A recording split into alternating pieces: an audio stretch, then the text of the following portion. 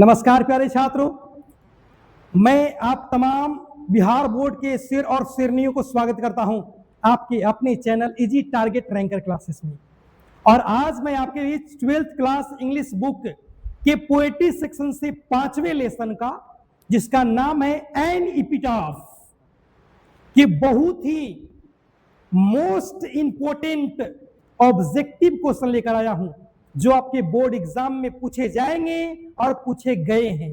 जी हाँ, आपके board exam के लिए बहुत ही इंपॉर्टेंट साबित होने वाला है। ऐसा वीडियोस पूरे YouTube पर नहीं मिलेगा। आप एक बार इस वीडियोस को देखिए और एक बार क्वेश्चन को देखिए, अरे क्वेश्चन का लेवल क्या है। सारे क्वेश्चंस पूछे गए हैं और नहीं तो पूछे जाएंगे, 100% पूछे जाएंगे या पूछे गए हैं।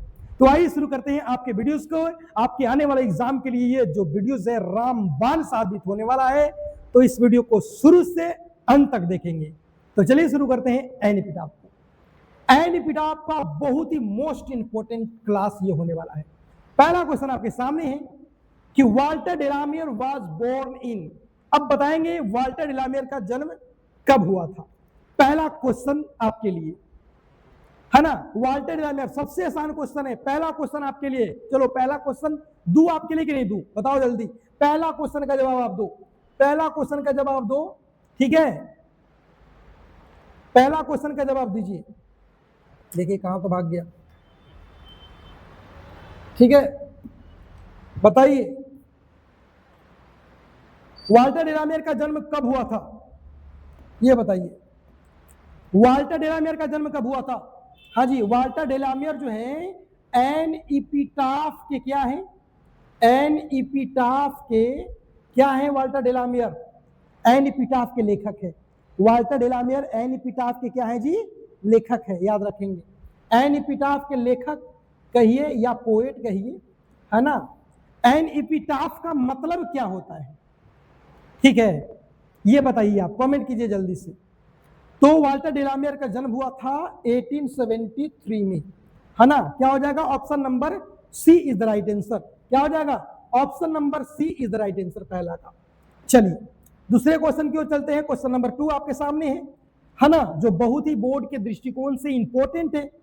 Walter de la Mare belongs to Khalistan century. बताइए वाल्टर डेलामियर जो है कौन से सेंचुरी से बिलोंग करते हैं? सेंचुरी का मतलब क्या होता है? तो सेंचुरी का मतलब होता है युग, या क्या होता है? तो शताब्दी होता है। क्या होता है? शताब्दी होता है, युग या शताब्दी। तो बताइए किस सेंचुरी से, है ना, 19th, 20th, 18th या 17th? 19वीं सदी से बिलोंग करते थे, 20वीं सदी से, या 18वीं या 17वीं? कब से बिलोंग करते थे बताइए, जल्दी से बताइए, है ना। तो ये हो जाएगा आपका, है ना, 20th। Option number B is the right answer. क्या हो जाएगा? Option number B is the right answer. चलिए बहुत बढ़िया। क्वेश्चन नंबर 3 बताइए। 3 बताइए कि Walter de la Mare received the order of marriage with the Queen Elizabeth द्वितीय इन खालिस्तान। यानी वाल्टर डेलामियर जो है प्राप्त किए थे, रिसीव्ड किए थे, है ना, प्राप्त किए थे, रिसीव्ड किए थे ऑर्डर ऑफ मेरिट नाम के पुरस्कार को। कौन सा पुरस्कार इनको मिला था जी? तो ऑर्डर ऑफ मेरिट नाम का पुरस्कार मिला था, ठीक है। और देने वाली कौन थी? तो क्वीन एलिजाबेथ द्वितीय थी। कौन थी? क्वीन एलिजाबेथ द्वितीय थी। तो कब दी थी ये बताइए, बताइए। पहला है 1951 में, दूसरा है 1952 में, तीसरा है 1953 में, और चौथा है 1954 में। जल्दी से बताइए इसका आंसर, आप जल्दी से बताइए क्या होगा इसका आंसर। ऑर्डर ऑफ मेरिट नाम का पुरस्कार वाल्टर डेलामियर को कौन से साल में एलिजाबेथिन के द्वारा दिया गया था? चलिए, हाँ ठीक है, 1953 में, 1953 ईस्वी में दिया गया था। कब दिया गया? 1953 ईस्वी में। क्वेश्चन नंबर 4, क्वेश्चन नंबर 4 देखिए। Walter de la Mare was Khalistan. Walter de la Mare क्या है जी? वाल्टर डेलामियर एक कवि हैं, वाल्टर डेलामियर नोवेलिस्ट हैं, Walter de la Mare short story writer हैं, या ऑल ऑफ देम है? क्या है बताइए। पोएट माने क्या होता है? तो पोएट माने होता है कवि, है ना। पोएट माने क्या होता है? कवि होता है, ठीक है। नोवेलिस्ट का मतलब होता है उपन्यासकार। क्या होता है? उपन्यासकार होता है। और शॉर्ट स्टोरी में होता है कहानीकार। क्या होता है? कहानीकार होता है, याद रखेंगे, ठीक है। हाँ, very good. Option number D is the right answer. क्या हो जाएगा? ऑप्शन नंबर डी हो जाएगा। D is the right answer, option number D होगा। All of them. Walter de la Mare poet भी हैं, नोवेलिस्ट भी हैं, शॉर्ट स्टोरी राइटर भी हैं, और ऑल ऑफ देम भी है। क्वेश्चन नंबर 5 बताइए। 5 क्या होगा? Walter de la Mare has written the poem Khalistan. Walter de la Mare कौन से पोएम को, अभी मैंने बताया, पहले क्वेश्चन पे बताया है ना, ये भी बता दो भाई, बताओ वाल्टर डेलामियर कौन से पोएम को लिखे हैं? द सोल्जर लिखे हैं, फायर हाइमन लिखे हैं, या स्नेक लिखे हैं, एन एपिटाफ लिखे हैं? बताइए। तो वाल्टर डेलामियर एन एपिटाफ लिखे हैं। वेरी गुड, वेरी गुड, बहुत बढ़िया, एन एपिटाफ लिखे हैं। एन एपिटाफ का मतलब क्या होता है जी? तो स्मृति लेख होता है। क्या होता है? स्मृति लेख, है ना, स्मृति लेख होता है, या मृत्यु लेख होता है। क्या होता है? मृत्यु लेख होता है। एपिटाफ का मतलब मृत्यु लेख होता है, जो कब्र पर, है ना, एक स्टोन लगाया जाता है ना ऊपर ऐसे करके, है ना, यहाँ पर एक आदमी पड़ा होता है, लेटा होता है, और यहाँ पर कुछ लिखा होता है, उसी को एन एपिटाफ बोलते हैं, याद रखेंगे। Option number D is the right. Question number 6 का बताइए। 6 का बताइए। हाँ बताइए 6 का क्या होगा? 6 का 6 का बताइए। In Walter de la Mare's songs there is a note of, यानी वाल्टर डेलामियर का जो सॉन्ग्स है ना, एन एपिटाफ जो है, ये जो चैप्टर वाल्टर डेलामियर ने लिखा है, एन एपिटाफ बचवा, है ना, वह किसका नोट है? किसका नोट है मतलब किसका नोट है? सरप्राइज का है, एक्साइटमेंट का है, मेलनकॉली का है, या हॉप का है? किसका है? इंट्रोडक्शन में ये लाइन दिया गया था, इंट्रोडक्शन में आप लोगों को पढ़ाया गया है। जी हाँ, सरप्राइज है, एक्साइटमेंट है, मेलनकॉली है, या हॉप है? ये बताओ, दम है तो बताओ, जल्दी से बताओ इसको।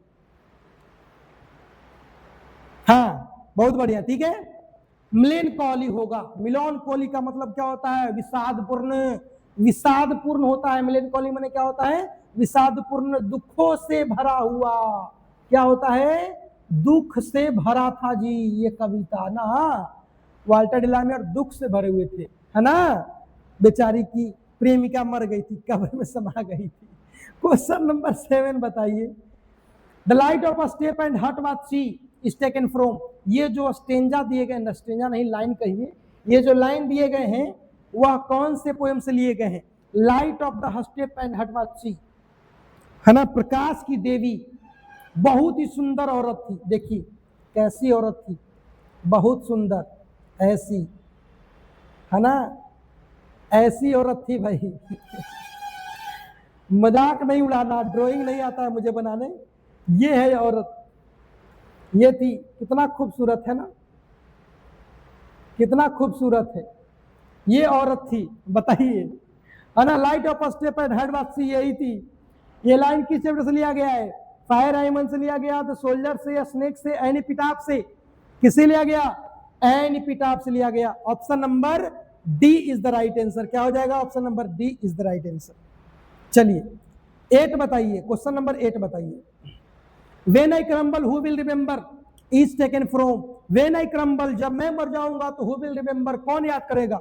क्रम्बल माने क्या होता है जी? तो नष्ट होना होता है, नष्ट होना, है ना, नष्ट हो जाऊंगा, मर जाऊंगा, है ना, नष्ट हो जाऊंगा, मर जाऊंगा, ठीक है। तो हु विल रिमेंबर, तुम्हें कौन याद करेगा? कौन याद करेगा? रिमेंबर माने याद करना, कौन याद करेगा? यह लाइन किस पोएम का है बताइए? एन एपिटाफ का है, द सोल्जर का है, फायर हाइमन का, सॉन्ग ऑफ माई सेल्फ का है? जल्दी से बताइए, आइए। तो ये है एन एपिटाफ का, option number D is the right answer. Very good, बहुत बढ़िया। फिर एक 8 आ गया जी, दो 8 आ गया, चलो कोई दिक्कत नहीं है। However rare, rare it be and when I crumble is taken from. ये लाइन कहां से लिया गया है बताइए? है ना, सुंदरता चाहे कितना भी रेयर क्यों ना हो, कितना भी रेयर क्यों ना हो, रेयर माने क्या? दुर्लभ, क्या?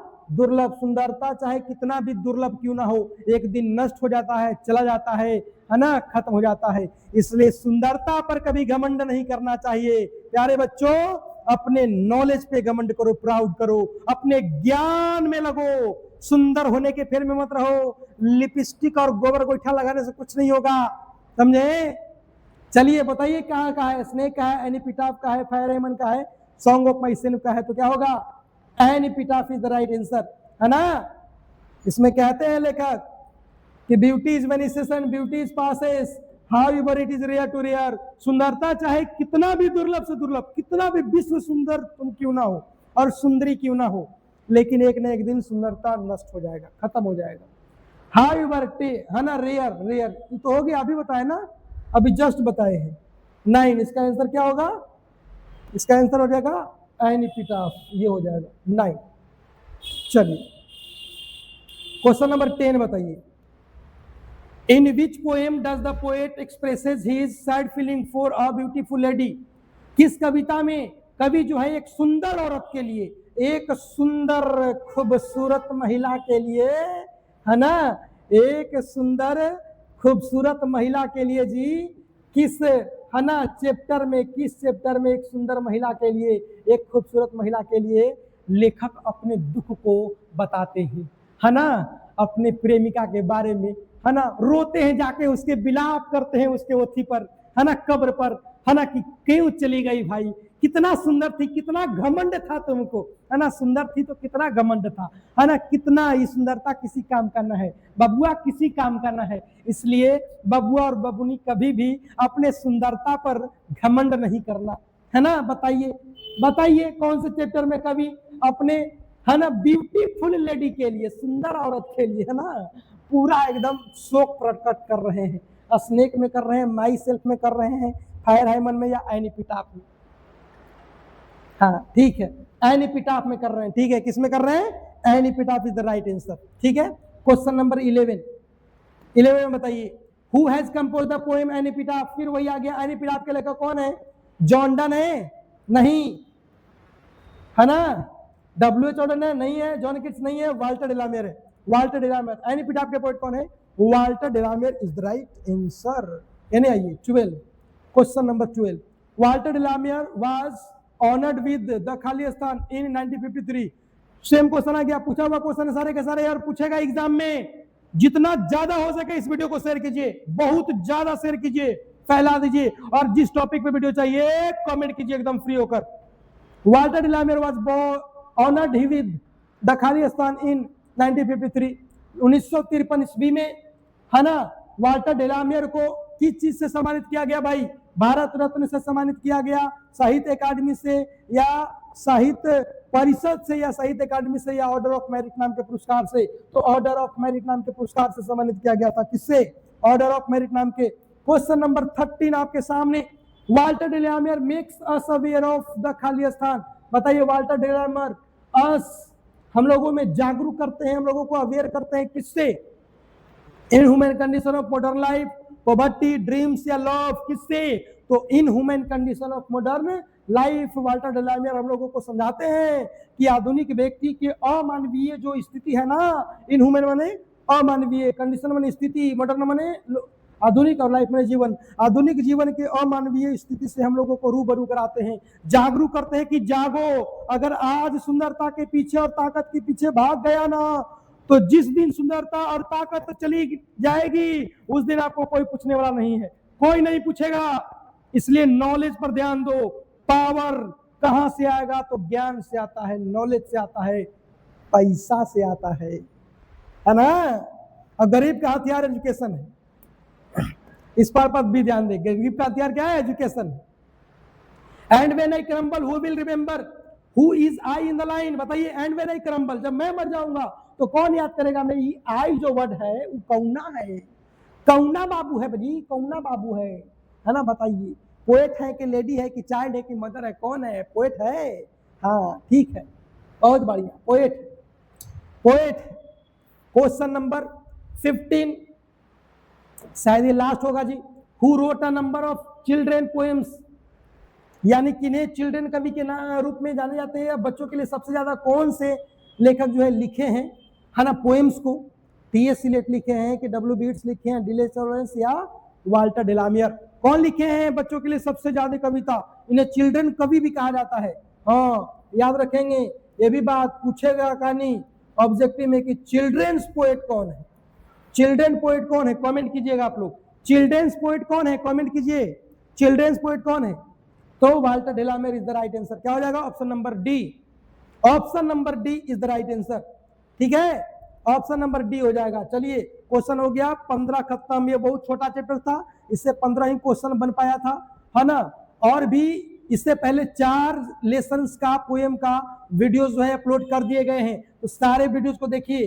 अब 5 है ना जो लेसन का ऑब्जेक्टिव मैंने दिया, अगला जो वीडियो आएगा 5 लेसन का एक वीडियो आएगा, कॉम्बिनेशन मैराथन को लेकर आऊंगा। हर वीडियोस को देखिए बारीकी से, सारे वीडियोस में इंपॉर्टेंट क्वेश्चंस को इंक्लूड किए जा रहे हैं, आपके एग्जाम के दृष्टिकोण से बेहतर वीडियोस बनाए जा रहे हैं, है ना। बस एक अनुरोध है कि जितना ज्यादा हो सके शेयर कीजिए, फैलाइए। थैंक यू, धन्यवाद।